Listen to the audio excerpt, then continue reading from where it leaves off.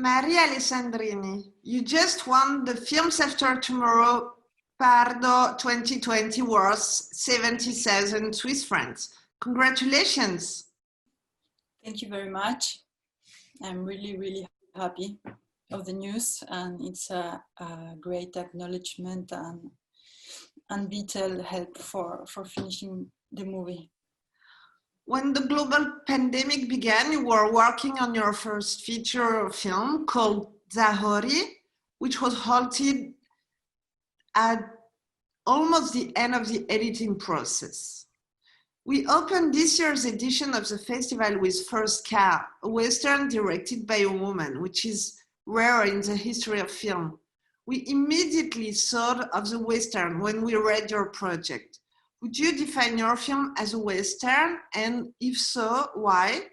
Yes, I would define my film as a Western, as a contemporary Western, because it's not happening in the 19th century. It's happening today, and it's happening in the Patagonian far west. And it's a contemporary Western where the story point of view, it's about a young girl, a Mapuche man, and a horse. The Western elements for you are the land, like the landscape, and the horse, of course? Well, the mythic vision, well, yes, of course, for the first element is the landscape and the mythic vision of this landscape, which is so meaningful for each character, and the wildfulness of the landscape as well, and the harshness that it means for the life of the characters. The Western is a genre often associated with a masculine world and with themes considered virile, such as the conquest of a geographical, social, or cultural territory. Do you think there is such a thing as a female gaze? And if so, what does it contribute to these questions? I do think there is a female gaze, especially in this gender, that is a masculine gender. This is the new way of readapting the gender and taking it with a feminine point of view. So it's a radical different point of view of the story as well, because the acts would be between the friendship and the solitary, the loneliness of the characters. So the main character of the movie is a young girl of 13 years old that will emancipate herself from the repression of the school and the expectations of her parents to be what she wished to be, that is a gaucho. Also the steppe, it's a mainly masculine area, and a lot of women end leaving the region because of the violence of the area. So the willing of Mora of living and being a part of the steppe, it's a manifest for the woman in the region as well. And how would you define a female gaze? What is for you the difference, apart from the themes that you will highlight, like solitude or friendship instead of conquest and battles, maybe? But apart from that, what would be a female gaze? I don't think there is a female gaze. I think there is an infinity. And I think there are, of course, groups, movements in different cultures and in different historical contexts. I think that in my film, I do have a feminine gaze or a feminine point of view, because it is a woman that writes it and that directs it, and because there is a girl that is the main character of the film. And it's very important to this female point of view that this girl will emancipate herself from the oppression that she's living at school and the conditionment that is imposed by her parents. So I think this is very important for a female point of view. Then in questions of gender, because we are speaking of Western, and I think that Western needs to have a female point of view to be renewed, because Western was treated in history by men mostly, and by white men, of course. And most of the time in Western we have women and Indians in second roles, and also in oppressed histories. So this aspect of renewed gender is very important today, and I think is very needed, so that we could have other points of view, and perhaps it would help to free us from the conditionment that we have from stereotypes. Yeah, but so that's, I mean, you're telling this story with your own personal experience, because you grew up in a place like the one you want to show in your film, right? But would the fact that you actually are a girl makes you have a female gaze per default somehow? Yes, biological, yes.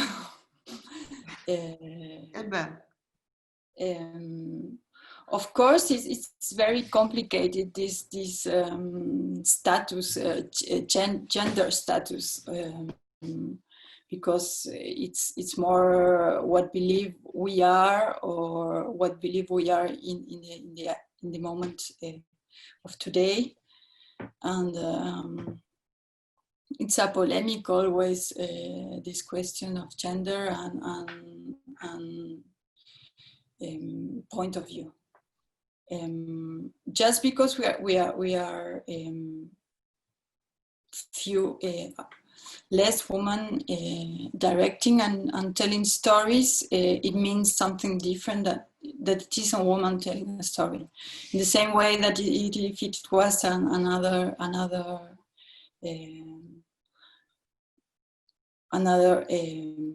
person, ethnic group, that we are not used to listen to stories as well. It's just the necessity of having different stories and different points of view, and the need of opening our minds and our vision of things.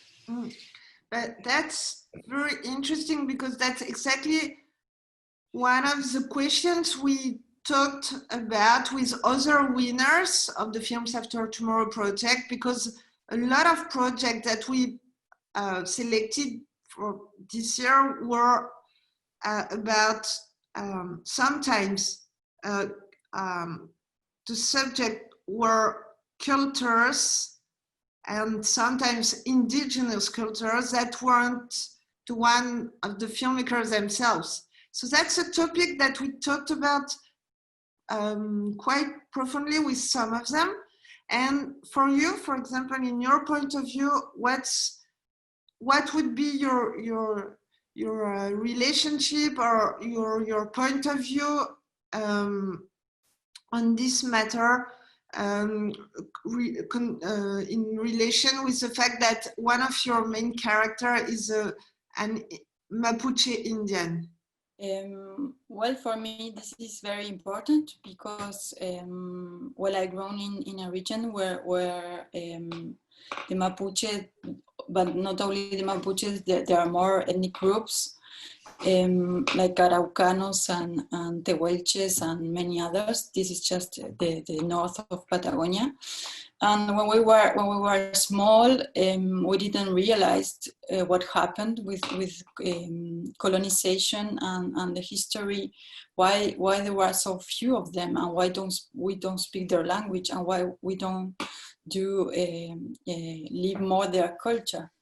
And it was just normal that we were, most of us, European faces, and a lot of also of North Americans, or even I was going to an English Protestant school, but I was not English either.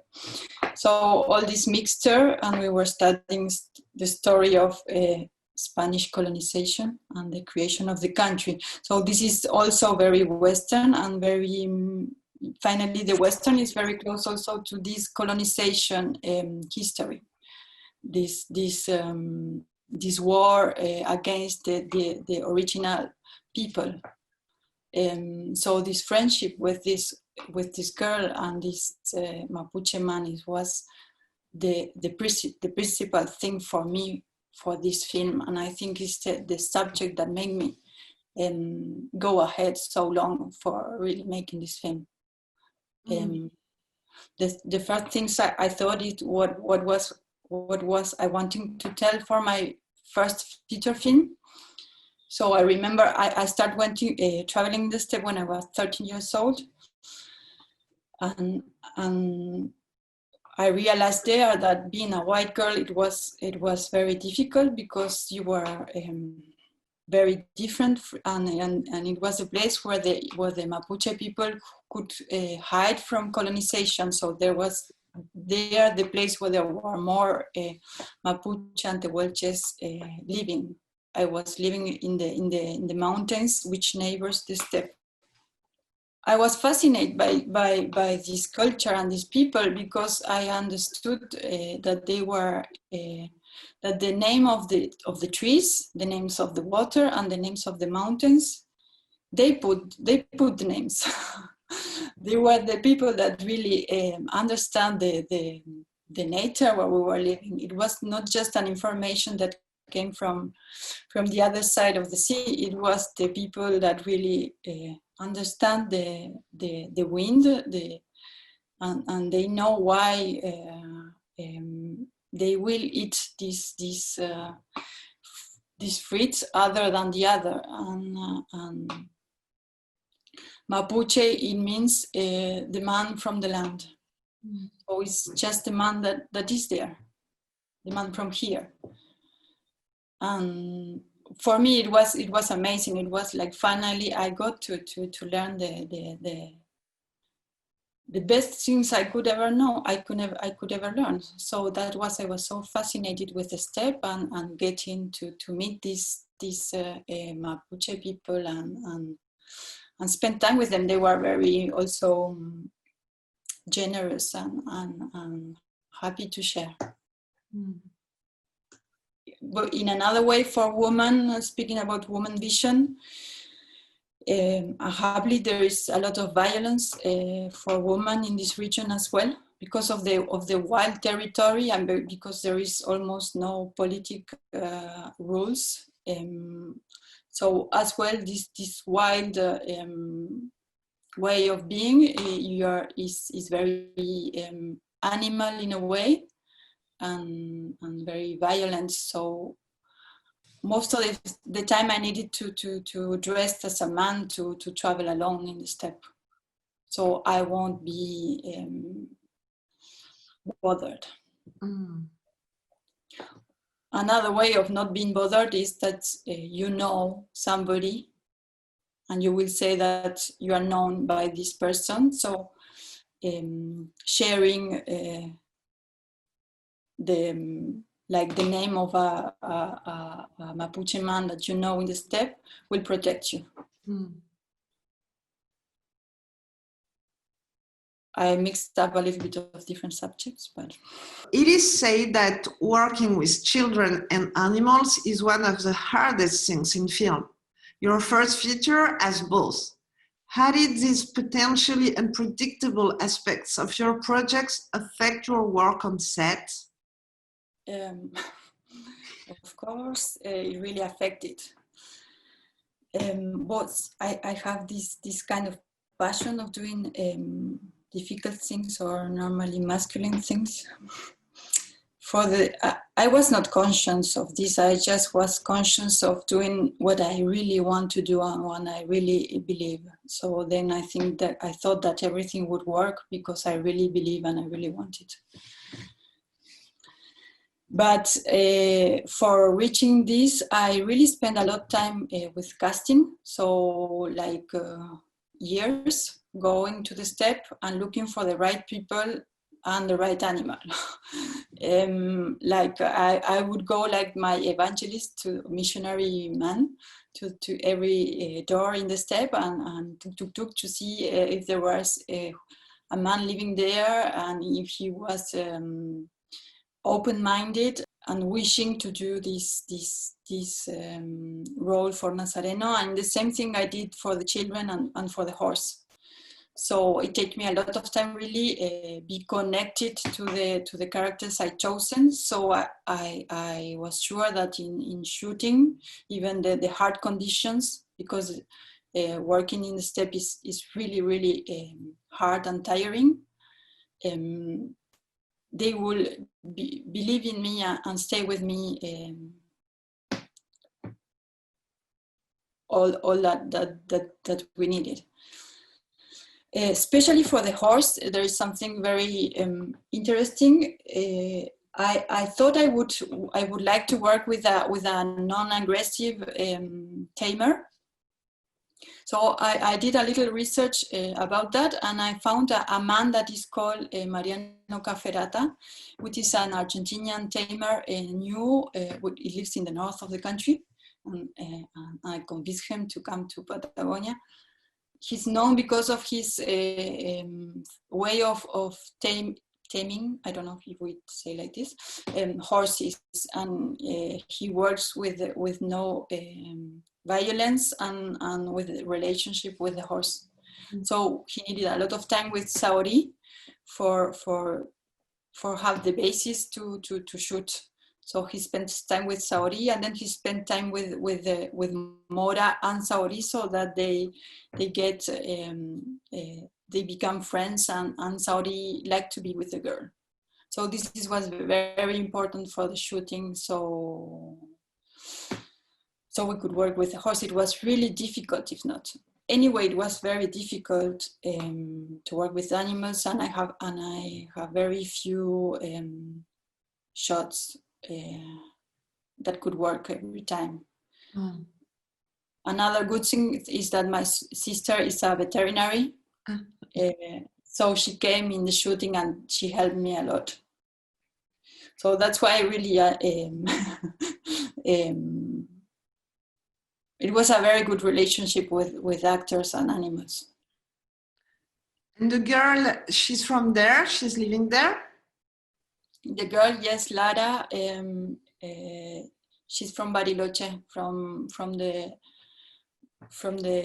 city where I come from, which is really next to the steppe. I really chose her a long time ago when she was very young, and I was waiting to shoot so that she doesn't grow up too much, because I really wanted a cowboy girl, a girl which was going to be very strong, and she would climb any mountain, and she would walk alone in the night, and she would really won't be afraid of becoming a gaucho. And really, Lara, she's had a very strong character and strength and physical strength. So I want her a lot for the character. I think I cast 60 girls for the role. How old was she when you met her? When I met her, she was too young, but I was believing that I needed more time to start shooting, and she was 10-year-old when I met her. She was too young, but I want her so much. That's beautiful. Did the lockdown due to the global pandemic affect your artistic decisions and change the project you were working on? Yes, it affected. Well, at first of all, we were lost, like everybody, and we didn't know how to go on. I was in the editing process, so then I had to decide how I was going to continue, because the editor, that I was working with, she didn't want it to continue working together at this moment. So I decided to finish the editing myself, and for this I needed to learn how to use Avid as well. So it was a big decision. But then I was very happy because it was not at the beginning of the editing. I have a lot of time with the two editors that I work with.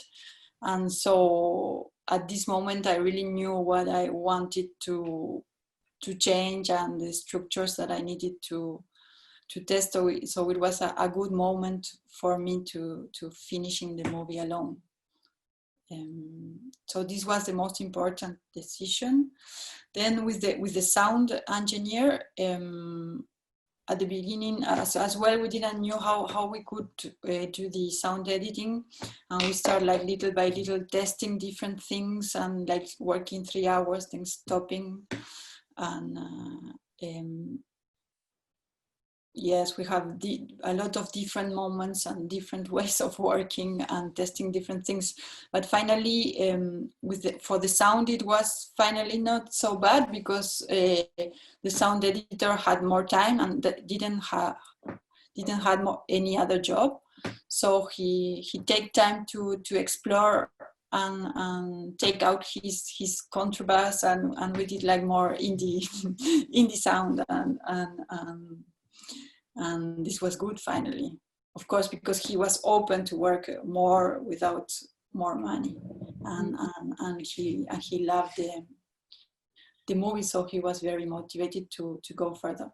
So finally it was very hard because it's very long and we don't have more money and we have to take decisions every time, but it's a good thing that coming back to a kind of origin or indie cinema of taking more time and doing it more personal, and so this I like it in a way. Then another artistic decision, well, it was a lot of trouble with the decisions of where we're going to do the mix and how, the special effects and how, and all the things that were not in Switzerland, how to organize them. So we have to wait and see where it's going to be possible, and finally we're going to do it in Paris for the mix. Okay. And you chose your main actress when she was much younger than the age of the character, because you anticipated that it would take a certain time to finance the film and get ready for the shooting. So generally speaking, this unprecedented and dramatic interruption to film productions has highlighted also the fact that even in the best conditions, a great deal of time often goes by between the inception of a project and its completion. So how do you deal with this reality? Flexibility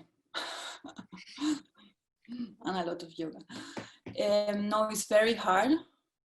It's really very hard because it's way too much time. In the beginning, of course, I was thinking that I needed some time so the girl will be okay for the movie, but then I was even a little bit too much far. And I was even afraid that we couldn't do it together, and that was really sad. But happily, it was just the limit to do it. But then it's really hard as a cinematographer, also I think the artists and the technicians, to live all this process and to find a way how to live. In the beginning, well, I really have a very big debt and I got into a debt myself in the script writing and in the development of the project. Then I got enough contracts to get into the intermittent du spectacle. This is very good for culture and very, very important for culture. So actually in France it's very strong and very political. In Switzerland it exists and we're very happy, but it's still a little not so strong. So actually I get how to live with this status. And how to take on so much time of wait and sometimes so much time of not having funding until the moment that you have it. So we are hoping and we need all the artistic and the technicians that this status continue to exist above this COVID crisis. I agree. Okay, so that was really nice talking to you, Marie. And again, congratulations, really. And it's a beautiful project. We look forward to seeing it, and hopefully in a few months, because you're almost reaching the end of the process. I really thank you this encouragement. Really, really thank you this encouragement. I'm very happy. Great. And I would love to show you the movie at the end, yes, of course.